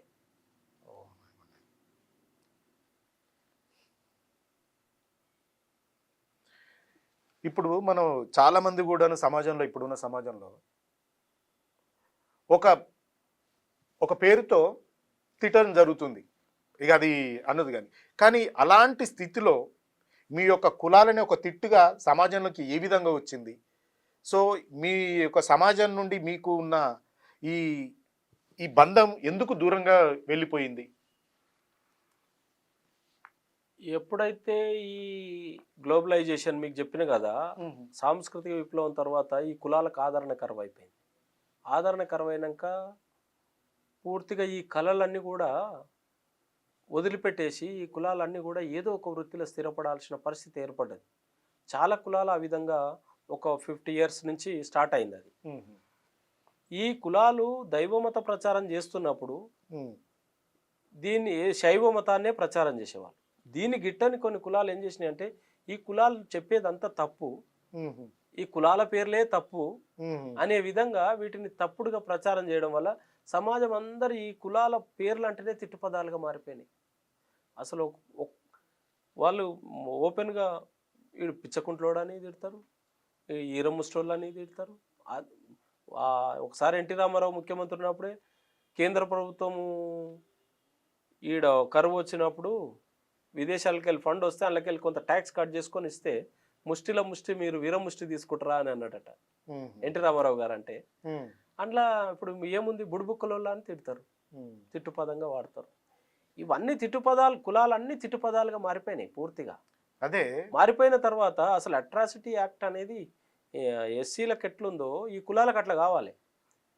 పూర్తిగా తిట్టుపదాలుగా మారిపోయినాక ఆత్మవంచన, పక్కకొచ్చి కులం పేరు చెప్పుకోలేని స్థితి. స్కూల్లో ఏ విధంగా చదువుకుంటాం? ఇలా దొమ్మరోళ్ళు ఉన్నారు, దొమ్మరోళ్ళు కూడా సంచార జాతులు. మరి వాళ్ళు బయటకు వచ్చి కులాల పేర్లు మార్చమని అప్లికేషన్ పెడితే పట్టించుకోదు ప్రభుత్వం. మరి కనీసము ఈ కులాలకు అట్రాసిటీ చట్టము తీసుకురాదు. ఈ కులాలు ఆత్మగౌరవంగా బతకాలనే ఒక ఆలోచన కూడా ప్రభుత్వాలు చేయడం లేదు. తప్పకుండా ఈ కులాలకు అట్రాసిటీ యాక్ట్ కావాలి మొత్తం. ఇక ఇంకొకటి చెప్తున్నా, మొండోళ్ళు అనే ఒక కులం ఉంటుందండి, దానికి పర్యాయ పదమే లేదు. నేను ఏదన్నా గిట్టని పని చేసినప్పుడు ఏంది అంత మొండిగా చేస్తున్నావు అని అంటారు, ఇంకో పదమే లేకుండా పోయింది. అలాంటి కులాల మీద ప్రభుత్వం చర్య తీసుకొని ఆ కులాలు కూడా ఆత్మగౌరవంగా బతకడానికి ఏదో ఒకటి చేయాలి కదా. అలాంటి ఎక్కడ జరుగుతలేవు. కంపల్సరీ కులాల పేర్లు మార్చాల్సిందే. మార్చడమే కాకుండా ఈ కులాలకు అట్రాసిటీ యాక్ట్ కూడా తీసుకురావాలి. తీసుకొస్తేనే కొంత ఆత్మగౌరవంగా సమాజంలో బతకడానికి అవకాశం ఉంటుంది. ఓకే, అవును, కరెక్ట్, మీరు అన్నది కూడా నేను ఏకీభవిస్తున్నాను. సో అలాగే ఇప్పుడు మీ యొక్క పూర్వకాలం నుండి కూడాను మీరు సమాజానికి దూరంగా బతికారు, కానీ మీ యొక్క కమ్యూనికేషన్ వ్యవస్థ ఏ విధంగా ఉండేది? మీ జాతుల మధ్య ఏ రకమైన కమ్యూనికేషన్ ఉండేది? ఏ భాష ఉండేది? సపరేట్ భాష ఉండేదా? మరి తెలుగే వాడేవాళ్ళ? ఇంకేమైనా సపరేట్ లాంగ్వేజ్ ఉండేదా? అయితే ఈ కులాలన్నీ కూడా ఒకే భాషను కలిగి ఉంటాయి. ఇప్పుడు ఆ భాష మ్యాక్సిమం అంతరించిపోయే స్థితిలో ఉంది. ఉమ్, ఇవి కులాలన్నిటికి కూడా ఒకటే భాష కలిగి ఉండేవాళ్ళు, ఉమ్, ఒకటే భాషలో మాట్లాడుకునేవాళ్ళు. ఉమ్, అదే భాషలో ఊరితో సంబంధం లేని భాష, ఉమ్. ఊరికి అర్థం కాని భాష. ఒక్క కులం కాదు, దాదాపుగా సంచార జాతులలో ఉండే 90% కులాలకు ఒకటే భాష కలిగి ఉంటారు. అంటే ఒకే ఆహారపు అలవాట్లు కలిగి ఉంటారు. వేటాడడం, అడవిలో దొరికిన జంతువులను తీసుకొచ్చుకొని తినడం, అన్ని కులాలు కలిసే వీళ్ళు వేటకెళ్తారు, కలిసే అదే భాష మాట్లాడుకుంటారు. ఈ కులాల మధ్య ఇప్పుడు కలిసిన వాళ్ళు ఇంకా సంవత్సరం తర్వాత కలవని 2 ఏళ్ల తర్వాత ఎన్నో ఒక దగ్గర కలుస్తారు, భాష అయితే మాట్లాడుకుంటాం. భాషనే మాట్లాడుకుంటారు. ఏమన్నా భాషలో మాకేమన్నా అసలు ఏ విధంగా ఉంటది, దానికి ఏమైనా లిపి కానీ ఏమైనా ట్రాన్స్లేషన్ కానీ ఇంతవరకు ఏమైనా జరిగిందా? లిపి జరగలే. ఈ మధ్య కాలంలో ఒక హెల్త్ డిపార్ట్మెంట్లో పనిచేసే ఒక ఆయన ఒక పుస్తకం రాసిండు ఆ పదాలతోటి, అల్లికలతోటి. దాదాపు నాకు కూడా తెలియకుండా పోయింది భాష. 50 సంవత్సరాలు ఉన్న నాకే తెలియకుండా పోయింది ఆ భాషని, మర్చిపోయాను. మా అమ్మ మాట్లాడుతుంది, మా బాబాయ్ మాట్లాడతాడు, కానీ అది తెలియకుండా పోయింది. భాషలు చాలా కనుమరుగైపోయింది అది, ఎందుకంటే అది అవసరం రాలే. కొన్ని గ్రామాలలో ప్రజలకు కూడా వచ్చే స్థాయికి వచ్చింది. మా ఊర్లో ఉండేది, మా ఊర్లో ఎరకల వాళ్ళు ఉండేది, వాళ్ళు మాట్లాడుతుండే ఎరకల భాష వేరు, ఇలా ఎరకల భాష వేరు, దొమ్మరోళ్ళ భాష వేరు. ఈ 2 కులాలు వదిలితే మిగతా వాళ్ళందరిది ఒకటే భాష. ఒడ్డరోళ్ళది ఒకరిది వేరు, మిగతా సంచార జాతులు అందరిది ఒకటే భాష. ఇప్పుడు ఉడతలు ఉంటే తోడిసిగాళ్ళు అంటారు, ఇట్లా కొన్ని పదాలు అట్లుంటాయి. పోలీసు వాళ్ళని ఒక పదం పిలుస్తారు, కులాల వారిగా ఒక పదం పిలుస్తారు, మతాల వారిగా ఒక పదం, ఇట్లా పూర్తిగా భాష పదాలుగా అల్లికలుగా ఉండే. పండ్లను ఏమంటారు, కూరగాయలను ఏమంటారు, ఇవన్నీ కూడా ఉండే. తర్వాత మేము కూడా దాన్ని అవసరం రాలే సమాజంలో, ఇక దీనిలో కలిసిపోయినాం మేము. అది కాదు, ఆ భాషతోని ఇప్పుడు మీరు ఏంటంటే ఒక మా క్యూన్యూస్కి ఇవ్వాల్సింది ఏంటంటే, మేము ఏం చేద్దంటే మీ అమ్మ వాళ్ళు మాట్లాడుకుంటారు కదా, మీ అమ్మ బాబాయ్ వీళ్ళందరూ ఉన్నారు కదా, వాళ్ళ యొక్క చిన్న వీడియోని చేస్తే వాళ్ళ యొక్క లాంగ్వేజ్ ఏ విధంగా ఉండేది, మా కమ్యూనికేషన్ ఈ భాషలో ఉండేదాన్ని సమాజానికి తెలియడం కోసం అదొక వీడియో ఉన్నా కానీ మీరు. ఇప్పుడు ఒక పాపులర్ పదం అందరు శనార్థి అంటారు. శనార్థి అనే పదం మా భాషలో నమస్తే అని చెప్పుకునే పదం. ఓహో, మా శనార్థి తెలంగాణ అక్కడి నుండి వచ్చిందా వర్డ్ శనార్థి అనేది? ఆ పత్రిక గ్రేట్ అది. ఆ పదము అనేది అంత పాపులర్ అయింది, అందు మిగతా సమాజం కూడా అక్సెప్ట్ చేసింది. అవును, శనార్థి అంటే మేము కూడా అంటాం, శనార్థి తెలంగాణ అంటే నమస్తే అన్నట్టు. నమస్తే, సో అక్కడ నుండి వచ్చింది, అక్కడి నుంచి వచ్చింది. గ్రేట్. ఓకే, ఈ భాష మాట్లాడుకోవడమే కాదు, ఈ కులాల మధ్యలో ఒక రకమైనది ఏముంటుందంటే, వీళ్ళంతా మనం ఒక 100 సంవత్సరాల క్రితం ఒక బుడుబుక్కలాయనని ఒక గంగిరెద్దులాయనని తీసుకున్నా కూడా కోట్లు వేసుకొని ఉండేవాళ్ళు. అవును, కోట్లు వేసుకొని ఉంటారు. మిగతా సమాజం ఎవ్వరు కూడా కోట్లు వేసుకోలే అప్పుడు. అవును, ఎంత ధనవంతుడు కూడా కోట్లు వేసుకోలే, కానీ వీళ్ళు కోట్లు వేసుకొని ఉండేవాళ్ళు. అంటే వీళ్ళంతా ఏదో ఒక ప్రాంతానికి సంబంధించిన వాళ్ళు, ఒక చలి ప్రాంతం నుంచి వచ్చిన వాళ్ళ, ఒక ఏదో ఒక రాజ్యం నుండి ఎట్లా ఈ దైవ మతాన్ని ప్రచారం చేయడానికి వచ్చిన కులాలుగా కూడా చెప్పుకోవచ్చు. ఓకే, సో ఇప్పుడున్న మన ఈ యొక్క స్వతంత్రం వచ్చిన తర్వాత అందరికి కూడాను విద్య, వైద్య, సామాజిక, రాజకీయాల్లో మిగతా సమాజంతో పోలిస్తే మీకు తక్కువే అని తెలుస్తుంది. సో ఈ యొక్క అవకాశాలు మీకు ఏ విధంగా ఉన్నాయి ఈ సమాజంలో? ఇప్పటివరకు ఈ యొక్క ఈ అభివృద్ధి ఫలాలు మీకు ఏ విధంగా మీకు దరిచేరినాయా? మిమ్మల్ని గుర్తించిందా సమాజము? సమాజంలో ఇప్పుడు చాలామందికి ఇప్పుడు నాకు ఆధార్ కార్డు, పాన్ కార్డు, ఈ కార్డు, ఆ కార్డు అని, నాకు రేషన్ కార్డు అని ఎన్నో ఉన్నాయి. అవి మీకేమన్నా ఇప్పుడు ఉన్నాయా? పాన్ కార్డు విషయం అంటే తెలియని వాళ్ళే చాలా మంది ఉంటారు. ఆధార్ కార్డు లేని వాళ్ళు ఇప్పుడు రంగారెడ్డి జిల్లాలో కూడా ఉన్నారు. ఆధార్ కార్డు లేవు కనీసం. ఇంత పెద్ద రంగారెడ్డి జిల్లా, హైదరాబాద్ టౌన్, హైదరాబాదే రంగారెడ్డి అయినా కూడా ఈ జిల్లాలో కూడా ఇంకా ఆధార్ కార్డు లేని వాళ్ళు ఉన్నారు. మేము 2008 సంఘం పెట్టిన తర్వాత కొన్ని వందల మందికి ఆధార్ కార్డులు, రేషన్ కార్డుల కొరకు పనిచేయాల్సి వచ్చిన పరిస్థితి. అసలు ఒక కుల సర్టిఫికెట్ ఉంటే చదువుకోవడానికి పోవడానికి అనేది తెలియదు, ఆధార్ కార్డు అంటే తెలియదు. ఇట్లా వాళ్ళని ఇప్పుడు ఆధార్ కార్డు కావాలంటే పర్మనెంట్ అడ్రస్ కావాలి. పర్మనెంట్ అడ్రస్ కావాలంటే ఈయనకి ఇల్లు ఉండదు. ఆ గుడిసె పేరు మీద, ఆ గుడిసె ఎన్నో వేరేటోళ్ళు ప్లాట్లు వేసి వాడు ఇవాళ ఈడికెళ్ళి లేపితే రేపు ఇంకో దగ్గరికి పోతే అడ్రస్ అడిగితే ఏ అడ్రస్ చెప్పాలి, ఆయన ఆధార్ కార్డు ఇవ్వాలంటే, బ్యాంక్ అకౌంట్ తీయాలంటే ఆధార్ కార్డు అడుగుతాడు, ఆధార్ కార్డు కావాలంటే అడ్రస్ అడుగుతాడు. ఇవి లేవు కాబట్టి ఇవాళ జనాభా లెక్కలలో కూడా నీకు ఇంటి నెంబర్ లేదు కదా, నీ జనాభా లెక్కలు ఎట్ట తీయాలి అంటుండ్రు. ఇంటి నెంబర్ లేని వాళ్ళు ఈ దేశంలో పుట్టలేదా, ఈ దేశం పౌరులు కదా? ఇంటిని ఆ ఇల్లు కల్పించకపోవడం అనేది ప్రభుత్వ వైఫల్యం కానీ వాళ్ళది కాదు కదా. పాలకుల తప్పిదాన్ని ప్రజల మీదకి రుద్దడము, ఒక కొంచెం వాళ్ళకు నాలెడ్జ్ లేదు, కల్పించాల్సిన బాధ్యత ఎవరిది? ప్రభుత్వాల పైన ఉంది. ఒక తండ్రి పాత్ర పోషించాలి. ఒక కొడుకు, 4 కొడుకులు ఉంటే ఒక గుడ్డ కొడుకు పుట్టిండనుకో, ఒక కుంటాయన పుట్టిండనుకో, 2 మంచోళ్ళు పుట్టిరనుకో, నువ్వు కుంటాయన సంకలెత్తుకొని గుడ్డాయన చేతిలో పట్టుకొని మీతో నడిచిరామని చెప్పవా? ఆ తండ్రి బాధ్యత కదా. మన ప్రభుత్వం కొంత వైకల్య రకంగా బతుకుతున్న ఈ జాతులని నువ్వు ఇంకా దగ్గరికి తీసుకోవాల్సింది పోయి మొత్తమే వదిలేసి వాళ్ళతో నాకు సంబంధం లేనన్నట్టు పరిపాలన చేయడం ఎంతవరకు సమస్య? తండ్రి పాత్ర నుంచి ప్రభుత్వం తప్పుకుంది. మాకు అవసరం లేదు, వాళ్ళంతలో వాళ్ళే వచ్చేస్తారులే, ఈ మా కులాలు పరిపాలిస్తున్నాయి, మా కులానికి ఏం కావాలనే ధోరణి తప్ప నిజంగా ప్రజలందరూ సమానంగా బతకాలనే ఆలోచన ఇప్పటికి ప్రభుత్వాలకు రాలే. సో మనకు స్వతంత్రం వచ్చినప్పటి నుండి కూడా మీ జీవితాల్లో మార్పు లేదని మీరు ఏ మార్పు లేదు. ఇక రాజకీయాల విషయానికి వస్తే మీరు అడిగారు కదా, రాజకీయాల విషయానికి వస్తే ఎమ్మెల్యేలు ఎంపీలు అనేటివి అది కాదు మాకు అంతుబట్టని విషయం. బీసీ రిజర్వేషన్లు కూడా వాస్తవానికి మేము బీసీలలో ఎక్కువ కులాలు ఉన్నాయి. బీసీలల్లో రిజర్వేషన్ ఉన్నప్పటికీ సర్పంచులు వార్డు మెంబర్లే కాలేకపోతున్నాం బీసీల. అంటే బీసీలను నిందించడం కాదు, ఇక్కడ ప్రభుత్వాల చిత్తశుద్ధి లేక. ఇప్పుడు విద్యా ఉద్యోగాలలో కేటగరైజేషన్ చేసిన ప్రభుత్వము మరి రాజకీయాలలో కూడా చేస్తే తప్పేముంది? అట్లా చేస్తే ఈ కులాల నుంచి కనీసం వార్డు మెంబర్లు, సర్పంచ్లు, ఎంపీటీసీలు, జడ్పీటీసీలు అన్న అవుతారు కదా. ఎమ్మెల్యే స్థాయికి ఎదగాలంటే రాజకీయాలన్నీ ఒకప్పుడు ఏమన్నారంటే అరే కొద్దిగా తెలివి అయిన వాళ్ళని చూసి ఊళ్ళో సర్పంచ్ని పెట్టాలి అనేటోళ్ళు, కొద్దిగా 10 మందికి ఏమైనా చెప్పేటోళ్ళు అనేటోళ్ళు. ఈ తర్వాత ఏమైంది, కొద్దిగా చదువుకున్న వాళ్ళు అన్నారు, ఎందుకంటే అలా కులాలు చదువుకుంటున్నాయి కాబట్టి. కొద్దిగా చదువుకున్నోని చూసి పెట్టాలన్నారు, చదువు అయిపోయింది, ఇప్పుడు డబ్బు ఉన్నోని చూసి పెట్టాలంటారు. మరి మాకు చదువు లేదు, డబ్బు లేదు, మరి మేము ఎన్నడు కావాలి ఎమ్మెల్యేలుగా? మాకు రిజర్వేషన్ ఏది? కరెక్టే, మీ యొక్క ఆవేదన కరెక్ట్. సో ఇప్పుడు రాజకీయాలు అయితే ఆ విధంగా మీరు చాలా దూరంగా ఉన్నారు. మీరు కూడా రాజకీయాల్లోకి రావాలి. మీ యొక్క సమస్యలను మీరే, మీ యొక్క జాతుల సమస్యలను మనమే అంటే మీరే మీ యొక్క జాతీయుల యొక్క సమస్యలను చట్టసభల్లో వెలుగెత్తి చెప్పాలి. దాన్ని పరిష్కరించే విధంగా మీ యొక్క పాత్ర ఉండాలి. పరిష్కరించడంలో కూడా మీ పాత్ర ఉండాలి. అప్పుడే మీ జాతులకు న్యాయం జరుగుతుంది. ఇవన్నీ. సో ఇంతవరకు జరిగిన రాజకీయాలు కానీ, గవర్నమెంట్స్ కానీ, ప్రభుత్వాలు కానీ ఏవి కూడాను మిమ్మల్ని ఇంతవరకు తీసుకురాలేదు.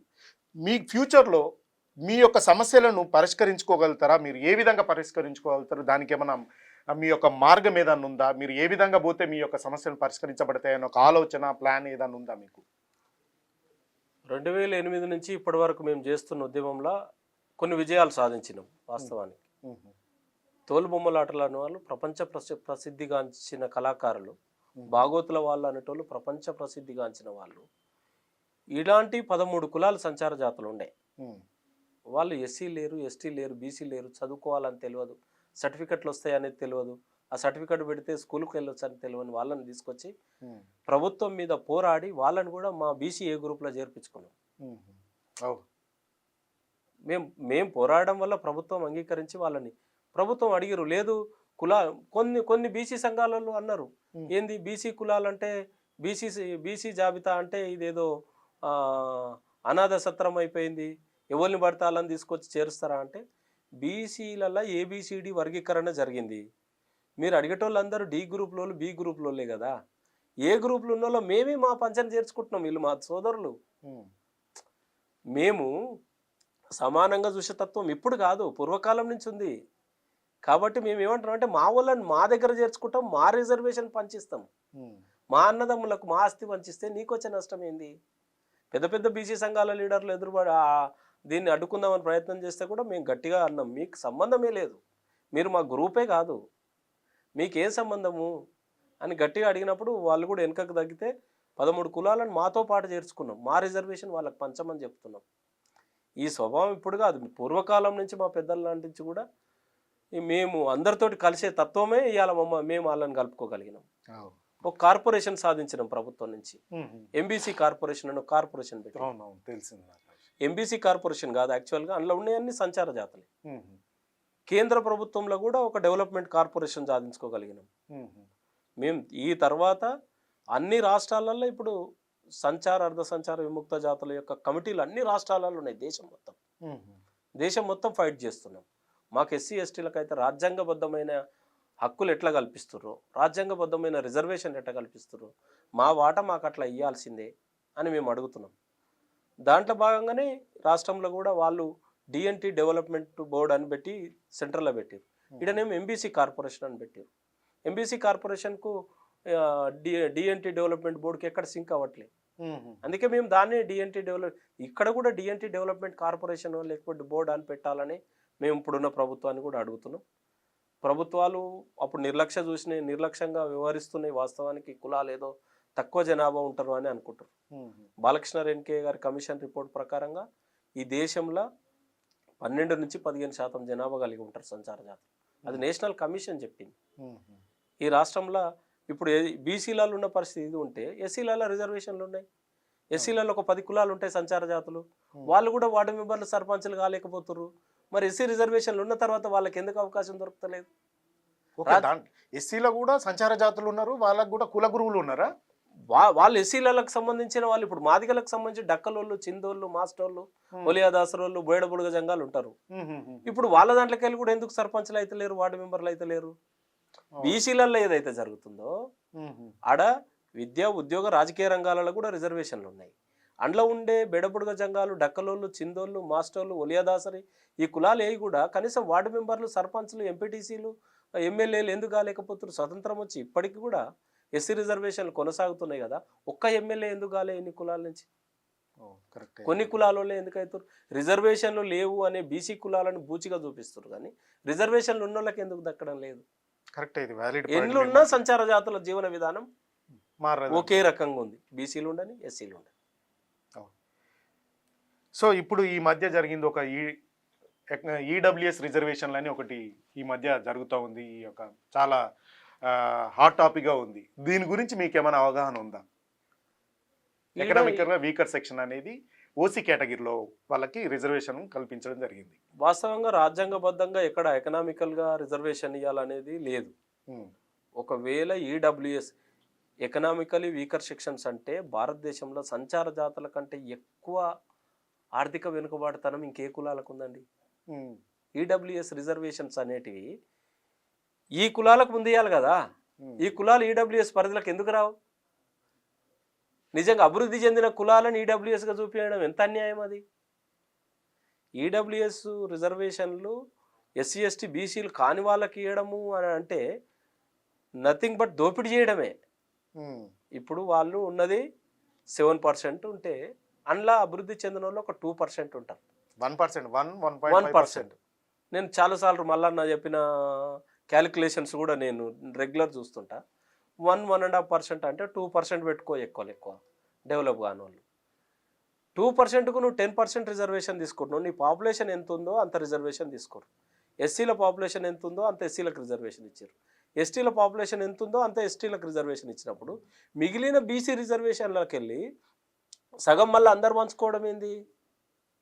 అది మొత్తం బీసీలకు సంబంధించిన రిజర్వేషనే కదా.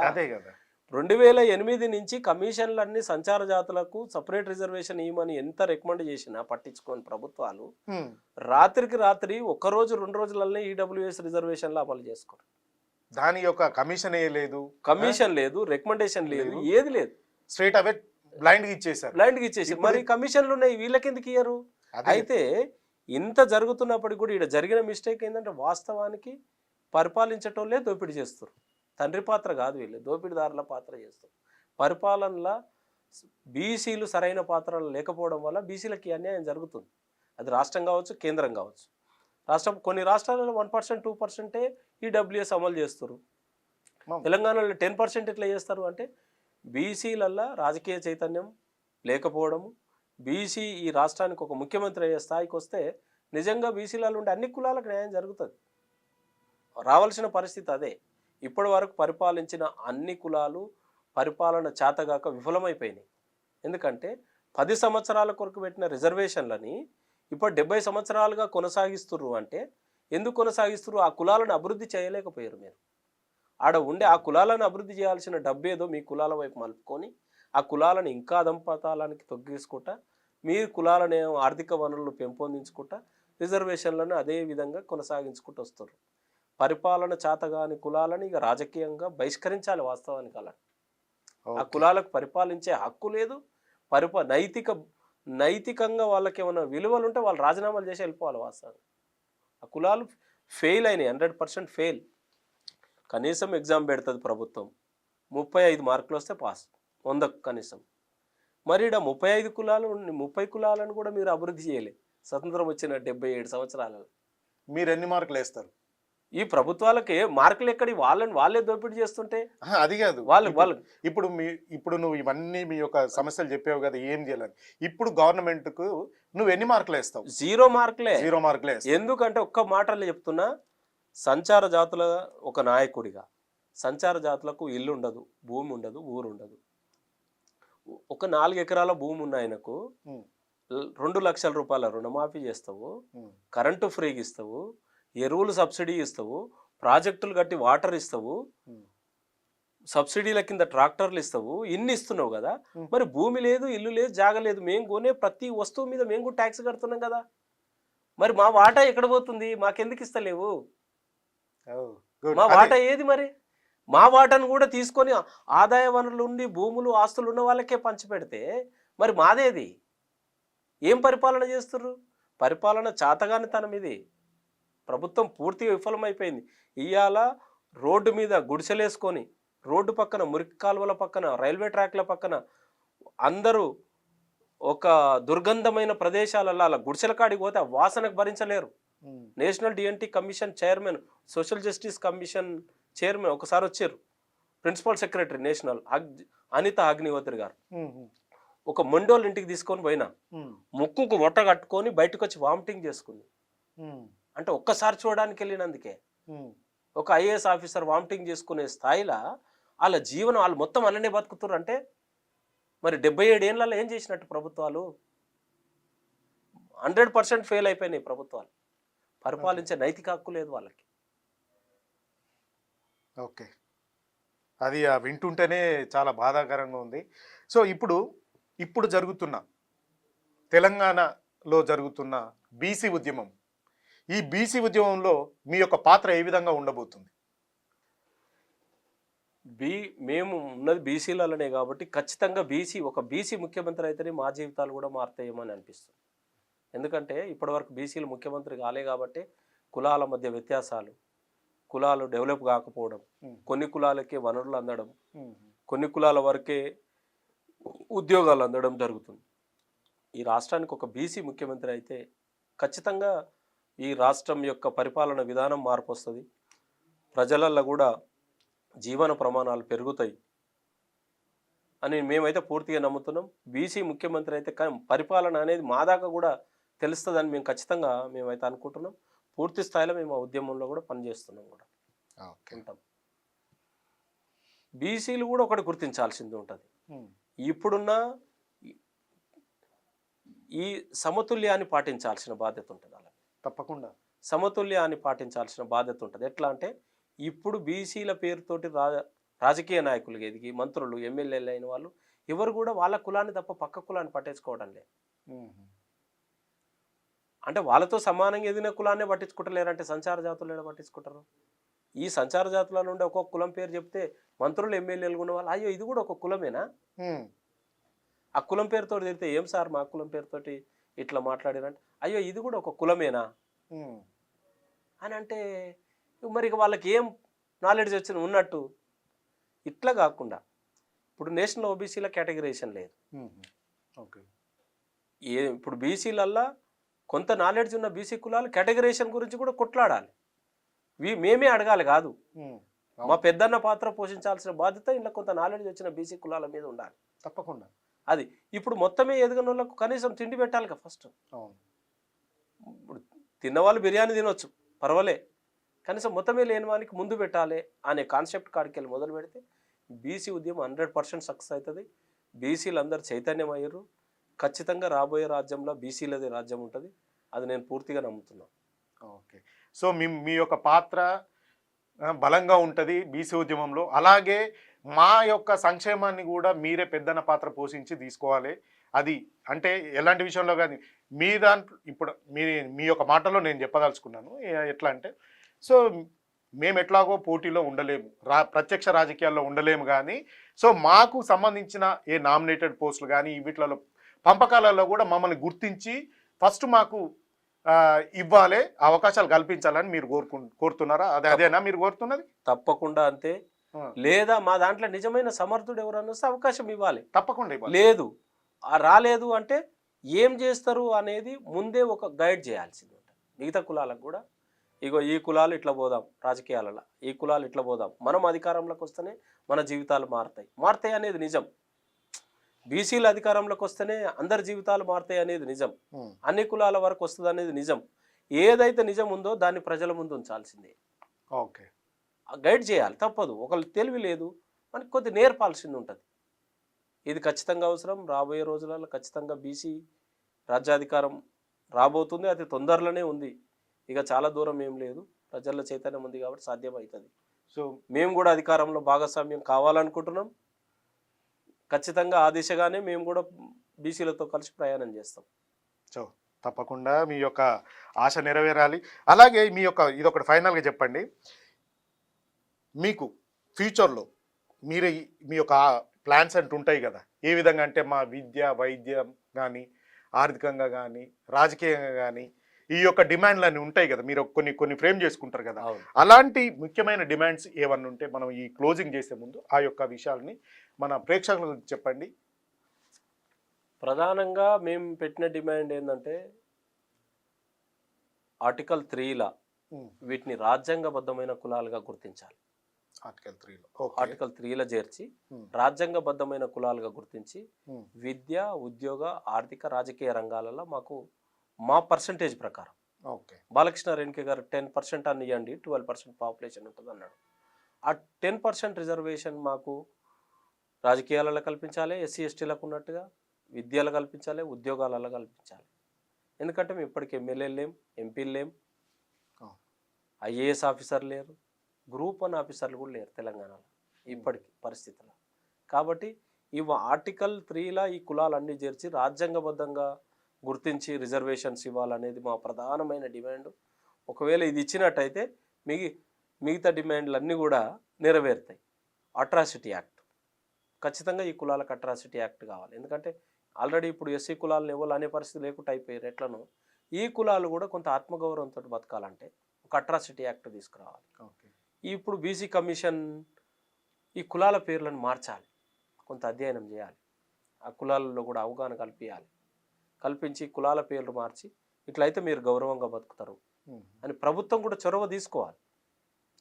ఇప్పుడు రెసిడెన్షియల్ స్కూల్స్ పెట్టారు, ఈ కులాల కొరకు ప్రత్యేకమైన రెసిడెన్షియల్ స్కూల్స్ ఏర్పాటు చేయాలి అవసరమైతే.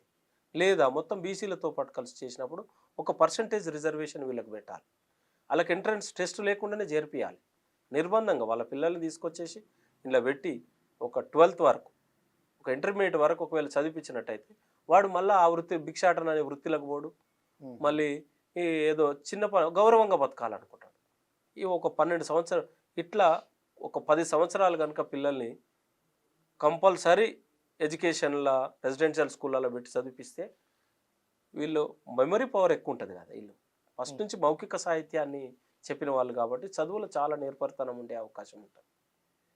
వీళ్ళకు సపరేట్ ఓబీసీ కేటగిరైజేషన్ ద్వారా వీళ్ళకి ఐఏఎస్ ఐపీఎస్లు అయ్యేంత వరకు కూడా రిజర్వేషన్ కల్పిస్తే ఈ కులాలు కొంత బాగుపడడానికి అవకాశం ఉంటుంది. ఇప్పుడు రెసిడెన్షియల్ విషయానికి వస్తే ఈ కులాలకు ఈ డబుల్ బెడ్రూమ్లు ఇండ్లని అపార్ట్మెంట్స్ కట్టిస్తే ఓ గంగిరెద్దులు ఆయన ఉంటాడు, ఆయనకి ఎన్నో 4th ఫ్లోర్ 5th ఫ్లోర్లు ఇచ్చారు అనుకోండి, ఆ గంగిరెద్దులు ఏడ కట్టించుకోవాలండి. అందుకే వీళ్ళకి ఇండిపెండెంట్ హౌసెసే కట్టియాలి. కాలనీస్ ఏర్పాటు చేసి వీళ్ళకి స్థిర నివాసం ఏర్పాటు చేస్తే ఇల్లు ఉంటుంది, అడ్రస్ ఉన్నప్పుడు వాళ్ళకి ఆధార్ కార్డు దొరుకుతుంది, రేషన్ కార్డు దొరుకుతుంది, బ్యాంక్ అకౌంట్ దొరుకుతుంది. ఇప్పుడు నువ్వు బ్యాంక్ అకౌంట్ తీసుకొని లక్షల రూపాయలు వేస్తా అన్న ప్రధానమంత్రి ఇక్కడ బ్యాంక్ అకౌంట్లే తీసుకోవడానికి అవకాశమే లేని వాళ్ళ పరిస్థితి ఆలోచించడా? అకౌంట్లో ఉన్న వాళ్ళకి లక్షలు వేస్తా అంటున్నావు. సరే నువ్వు వేస్తావేవో అందరికి తెలుసు అప్పుడే, కానీ కనీసం మరి అకౌంట్ లేని వాళ్ళకు అకౌంట్ తీసుకునే అవకాశం లేని వాళ్ళకి ఏం చేయాలి? కరెక్ట్. వాళ్ళ మీద శ్రద్ధ తీసుకోకపోతే ఎట్లా? ఇప్పుడు సీడ్ అని ఒక ప్రోగ్రామ్ తెచ్చింది central government, socially economic DNT communities గురించి ఓన్లీ. ఈ సీడ్ అనే ప్రోగ్రామ్ తీసుకొచ్చినప్పుడు సీడ్ అనే ప్రోగ్రామ్ ద్వారా వాళ్ళు ట్రైనింగ్ ఇస్తామంటారు. ట్రైనింగ్ ఇవ్వాలంటే ముందు వీళ్ళ కాలనీలకి వెళ్ళి వాళ్ళని అవేర్నెస్ చేసి మీ అంతా మీరు వచ్చి ఆన్లైన్లో అప్లికేషన్ చేసుకోమంటారు. వీళ్ళకి నాలెడ్జ్ లేదురా నాయన అంటే నువ్వు ఎట్లా చేసుకుంటారు? ఇది కొంత వాళ్ళు ఏదో చేసినామని చెప్పుకోవడానికి ప్రయత్నం ఇది. ఈ రాష్ట్ర ప్రభుత్వాలకు కేంద్ర ప్రభుత్వాలకు సమన్వయ లోపం ఉంది. ఈ సీడ్ అనే ప్రోగ్రాం సంచార జాతరలో కొన్ని కులాలని అక్కడ సెంట్రల్కి పంపించారు, కొన్ని కులాలను పంపించాలి. ఈ అంటే వీళ్ళ అవగాహన లోపం, ఇట్లా కొంత నష్టం జరుగుతుంది. ఈ కులాలను ఉమ్మడిగా చూసినప్పుడే ఈ కులాల అస్తిత్వం ఒకటి, ఆహారపు అలవాట్లు ఒకటి, సాంస్కృతికంగా ఒకటి, వీళ్ళకు కుల పంచాయతీ వ్యవస్థ ఉంటుంది, ప్రభుత్వం సంబంధం లేకుండా ఉంటారు. కాబట్టి ఈ కులాలను ఉమ్మడిగా చూడడం అనేది central government already central government లిస్ట్లో ఉంది, దాని ప్రకారంగా చేయాలి. వీళ్ళు కొత్త లిస్టులు తయారు చేసి దాన్ని ఏదో గందరగోళం సృష్టించడానికి కొంత ప్రయత్నాలు జరుగుతున్నాయి. ఏదేమైనా సంచార జాతుల ఉద్యమం దేశవ్యాప్తంగా జరుగుతూనే ఉంటుంది. మేము రాజ్యాంగబద్ధమైన కులాలుగా గుర్తించి 10% రిజర్వేషన్ మాకు పూర్తి స్థాయిలో కల్పించేంత వరకు ఈ ఉద్యమం కొనసాగుతూనే ఉంటుంది. సో అలాగే ఇంకొకటి ఫైనల్గా, ఇప్పుడు జరుగుతున్న కులగణనలో ఇప్పుడు రాష్ట్ర ప్రభుత్వము ఏదైతే తీసుకుందో కులగణన చేయాలి అని చెప్పేసి, సో మీ యొక్క జాతులకు మీరేమైనా దిశానిర్దేశం చేశారా? మేము మాది రాష్ట్రంలో అన్ని జిల్లాలలో కమిటీలు ఉన్నాయి, అందరికి కూడా చెప్పినాం. ఆడ ఏం జరుగుతుందంటే ప్రభుత్వం దృష్టికి కూడా తీసుకుపోతున్నాం. ఈ ఇంటి నెంబర్ లేని వాళ్ళ కులగణన చేయని అంటారు. రోడ్డు పక్కన గుడిసెలు వేసుకున్న వాళ్ళ పరిస్థితి ఎట్లా? నేను ఇంతకుముందు కూడా ఆ విషయమే చెప్పిన. మరి మాకు ఇల్లు లేదు, ఇంటి నెంబర్ లేదు, మరి ఎట్లా వేయాలి? అదొకటి. ఇప్పుడు ఈ కుక్కటిపల్లి ఒకసారి జరిగినప్పుడు ఒక బుడుగ జంగాలని ఒక ఇల్లు ఉంది, దాని పక్కపొంటి 50 గుడిసెలు ఉన్నాయి. ఆ 50 గుడిసెల అందరికీ ఓటాకు రాయాలంటే ఇంటి నెంబర్ కావాలంటాడు. ఈ ఇంటి నెంబర్ మీద అందరికి ఓటాకు కల్పిస్తే అన్ని దొంగ ఓట్లు చేర్పించారు అని చెప్పేసి అన్ని ఓట్లన్నీ కొట్టేసారు. అది కూడా కరెక్టే కదా. మరి ఎట్లా? అదే ఒక్కరికి ఇల్లు ఉంది, ఆ ఒక్కరింటి మీద బంధువులందరూ రాస్తే తప్పు, మరి వాళ్ళకి ఇండ్లు ఇయ్యరు. ఇప్పటికి ఇంటి నెంబర్ లేని వాళ్ళని కూడా గుడిసెలలో ఉన్న చెట్టు కింద ఉన్న కంపల్సరీ ప్రభుత్వం జనాభా లెక్కలు తీసుకోవాలి. కంపల్సరీ కాబట్టి ప్రభుత్వం బాధ్యత. మరి ఇప్పుడు ఇళ్లలో ఉన్న వాళ్ళని ఎన్యూమరేటర్స్ చేస్తలేరు, ప్రభుత్వం సరైన ఆదేశాలు జారీ చేయాలి. ప్రభుత్వం కూడా దానివల్ల మీకే ఇబ్బంది కదా. ఇప్పుడు జనాభా తక్కువ కనబడుతుంది, ఉన్న వాస్తవానికి జనాభా ఎక్కువగా ఉంది సమాజంలో, కానీ మీ యొక్క సంఖ్య తక్కువ కనబడడం వల్ల మీ యొక్క ఉనికికి ఇంకా చాలా ప్రమాదం కదా. ప్రమాదం అవుతుంది. అదే ప్రభుత్వానికి చెప్తున్నాం. ప్రభుత్వము ఇప్పుడే కాదుగా, ఎప్పటి నుంచి అట్లనే ఉన్నది. కాబట్టి ఇప్పుడు ప్రభుత్వంలో కూడా పెద్ద మార్పు ఏం లేదు. మేము ఎన్నిసార్లు రిక్వెస్ట్ చేసినా అసలు దాని గురించి కామెంట్ చేస్తలేరు. బీసీ కమిషన్ మీరు బీసీ కమిషన్ కి రిప్రజెంట్ చేసిన ప్రతి జిల్లాలో చేసినాం. సో ఏమన్నారు? వాళ్ళు అన్నారు మేము ఆదేశాలు ఇస్తాం గవర్నమెంట్కి అంటారు. సో ఇచ్చారా? వాళ్ళు మీ ఇచ్చిర్రా? మొన్న కూడా పోయి కలిసినాం. మేము ప్రభుత్వానికి రాసినాం, ప్రిన్సిపల్ సెక్రటరీకి రాసినాం, బీసీ ప్రిన్సిపల్ సెక్రటరీకి, చీఫ్ సెక్రటరీకి కూడా చెప్తాం, గవర్నమెంట్కి చెప్తాం, మేమైతే రాసినాం అంటారు. సో ఒకవేళ వీళ్ళు నిరాకరించారు అనుకో, కులగణనకు నమోదు చేసుకోవడానికి నిరాకరించారు అనుకో, మీ దగ్గర నుండి ఎలాంటి కార్యాచరణ ఉంది? దాన్ని ఖచ్చితంగా ఒక ఉద్యమ రూపంలో తీసుకుంటాం. ఎన్ని గుడిసెలలో చెయ్యలేదు, అవసరమైతే సంఘంగా వాళ్ళని నమోదు చేసి తీసుకుపోయి ప్రభుత్వానికి ఇస్తాం. వీళ్ళని మమ్మల్ని గుర్తించలేదు కాబట్టి మీరు చేసిన జనాభా లెక్కలలో మా జనాభా తక్కువ చూపిస్తారు. ఇప్పుడు సమగ్ర కుటుంబ సర్వే చేసిండు, అంత తప్పుల తడక ఆయనే చెప్తాడు 10% చేయలేదని. ఒక్కొక్క కులాన్ని మినిమం 1,00,000 ఉన్న కులాన్ని 20,000 ఉంది, 25,000 ఉంది అని చూపిస్తారు. ఇప్పుడు ఈ ప్రభుత్వం అదే చేసి చేయొచ్చు. ఇప్పుడు ఇక ఈ ప్రభుత్వం ఆ ప్రభుత్వానికి పెద్ద తేడా ఏం లేదు కదా. అప్పుడు పరిపాలకులు వాళ్ళే, ఇప్పుడు వాళ్ళే కదా. ఇప్పటికైనా సరే వీళ్ళు ఇనిషియేటివ్ తీసుకురు కాబట్టి వీళ్ళని మనం నమ్ముతున్నాం. ప్రభుత్వం చేయాలనే చిత్తశుద్ధి ఉంది, మేము చేస్తున్నాం అంటారు కదా, మీ మీద నమ్ముతున్నాం. కనీసం అందరినీ లెక్కలు తీయాలి కంపల్సరీ. అందరు లెక్కలు తీయకపోతే మళ్ళీ మమ్మల్ని అణచేయడానికే మీరు ప్రయత్నం చేసినట్టుగానే భావించాల్సి వస్తుంది. అది ఖచ్చితంగా మేము కూడా యాక్షన్ ప్రభుత్వానికి మళ్ళీ రిప్రజెంటేషన్ చేస్తాం. ఏ గుడిసెల దగ్గరికి వెళ్ళి తీసుకుపోలేదో అవసరమైతే సంబంధిత అధికారులను ఆ గుడిసెల దగ్గరికి తీసుకుపోయి చూపిస్తాం, భవిష్యత్తులో ఆ పని చేస్తాం. సో రేవంత్ రెడ్డి గారు ఢిల్లీలో చెప్పారు ఆల్రెడీ 90% కంప్లీట్ అయిపోయింది సమగ్ర కుటుంబ సర్వే అని చెప్పేసి అన్నారు. సో మరి అంటే వాళ్ళ ఊళ్ళో అయిపోయిందేమో 90%. హైదరాబాద్లో అయిపోలే, గుడిసెలకి రాలే. మొత్తం దీనికి టైం పీరియడ్ అనేది లేకుండా పూర్తిగా ప్రతి గుడిసె మారుమూల చెట్ల కింద ఉన్న వాళ్ళ కాడికి వెళ్ళి జనాభా లెక్కలు కంప్లీట్ అయిపోయేంత వరకు జనాభా లెక్కలు తీయాల్సిందే. దీనికి టైం బాండ్ పెట్టి టైం అయిపోయిందని చెప్పి గింతే ఉంది జనాభా అని చూపించే ప్రయత్నం ప్రభుత్వం చేస్తే ఇది ప్రభుత్వానికి కూడా నష్టం కలుగుతుంది. ప్రభుత్వం మీద రేపు పొద్దుగాల ఇప్పుడు మేము బీసీ సంఘాలతో కలిసి మేము కూడా దీని గురించి కూడా రేపు పొద్దుగాల పోరాటం చేయాల్సి వస్తుంది.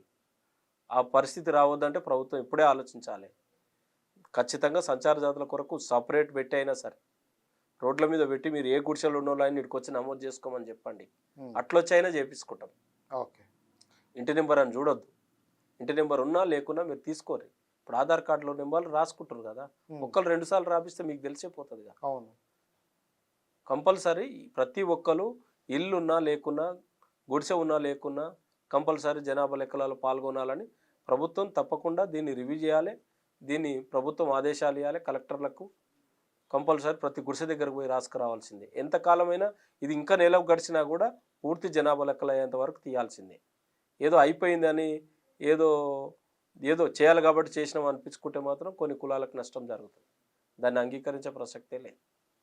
ఓకే, థ్యాంక్ యూ నరేందర్ గారు. మీ యొక్క విలువైన సమయాన్ని వెచ్చించి మీ యొక్క సంచార జాతుల డీనోటిఫైడ్ విముక్త జాతుల గురించి మీ యొక్క సాధక బాధలు, అంటే మీ పూర్వకాలంలో ఉన్న వైభవం ఏ విధంగా ఉండేను, తర్వాత ఏ విధంగా ఈ యొక్క కాలక్రమేణా మీరు ఎలా సమాజానికి దూరం కాబడ్డారు, అలాగే స్వతంత్రం వచ్చినాక కూడా మీ యొక్క అభివృద్ధికి నోచుకోలేదు, ఏ విధంగా నోచుకోలేదని మీరు క్లుప్తంగా సవివరంగా ఈ యొక్క మా క్యూ న్యూస్ ప్రేక్షకులకు అందించారు.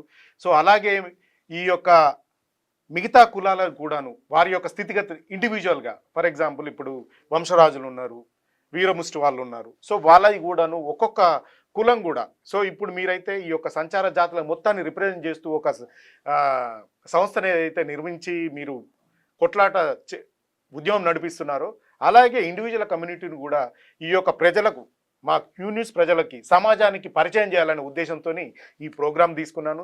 ఈ ప్రోగ్రాం పైన ప్రేక్షకులారా, ఈ ప్రోగ్రాం పైన మీకున్న అభిప్రాయాన్ని, ఈ యొక్క సంచార జాతులకు సంబంధించిన విషయాలు మీకు ఏ విధంగా అనిపించింది, సో మీ యొక్క కామెంట్ రూపంలో తెలియజేస్తే సో వీళ్ళకు కూడాను వీళ్ళు సమాజం ఏమనుకుంటారు అనేది కూడా వీళ్ళకు అర్థమవుతుంది. దాని ద్వారా మీరిచ్చే ఫీడ్బ్యాక్ వల్ల. Thank you. ఈ యొక్క సమయాన్ని మీరు వెచ్చించినందుకు మీకు ప్రత్యేక ధన్యవాదాలు తెలుపుతూ క్యూ న్యూస్ ప్రేక్షకులకు కూడా ఈ యొక్క ప్రోగ్రాంను మీరు వీక్షించినందుకు ధన్యవాదాలు.